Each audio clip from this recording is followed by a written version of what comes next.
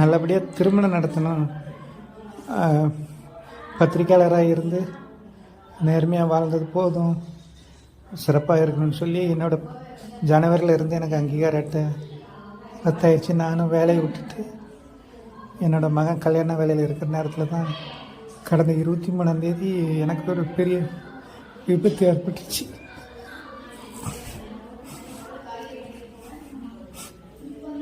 அந்த விபத்தில் என்னோடய வலதுகால் எலும்பு முறிஞ்சிருச்சு. உடனடியாக என்னோடய மனைவி மக்கள்லாம் உறவினர்லாம் உடனடியாக கொண்டு போய் மகன் திருமணத்துக்காக உள்ள காசை வச்சு முதல்ல ஃபஸ்ட்டு ட்ரீட்மெண்ட் பண்ணுங்கன்னு சொல்லி எஸ்ஆர்எம் குளோபல் ஹாஸ்பிட்டலில் சேர்த்துட்டாங்க. அங்கே எனக்கு அன்றைக்கி நைட்டே உடனடியாக ஆப்ரேஷன் பண்ணிட்டாங்க. அந்த மருத்துவர்களும் ரொம்ப சிறப்பாக என்னை வழிநடத்தி 15 நாள் வச்சுருந்து அதுக்கப்புறம் இன்னொரு ஆப்ரேஷன் பண்ணி காலில் பிளேட் வச்சாச்சு. இப்போ நல்ல சிறப்பாக இருக்கேன். ஆனால் இதுக்கெல்லாம் என்ன யார் காரணம்?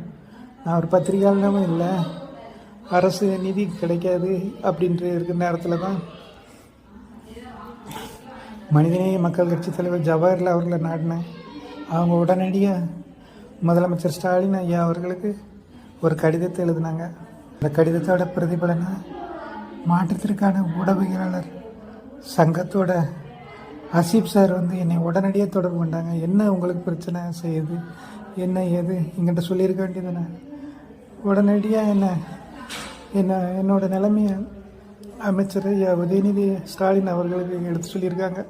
சொன்ன மறு நிமிஷமே எனக்கு ஹாஸ்பிட்டலில் உடனடியாக மருத்துவத்துக்கு தேவையான எல்லா உதவியும் நான் பார்த்துக்கிறேன், நீ தைரியமா மற்ற எல்லாத்தையும் பாருங்கன்னு சொல்லி எனக்கு தைரியம் கொடுத்துட்டு போனாங்க. சொன்னது மட்டும் இல்லை, மறு நிமிஷமே எனது மகனை அழைத்து பணத்தை கொடுத்து மருத்துவமனை செலுத்தினார்கள். அந்த உதவியில் தான் என்னோட கால்கள் மீண்டும் நான் பெற்றிருக்கேன். எனக்கு செய்திகளை உடனுக்குடனும் துல்லியமாகவும் தெரிந்து கொள்ள சப்ஸ்கிரைப் பண்ணுங்க.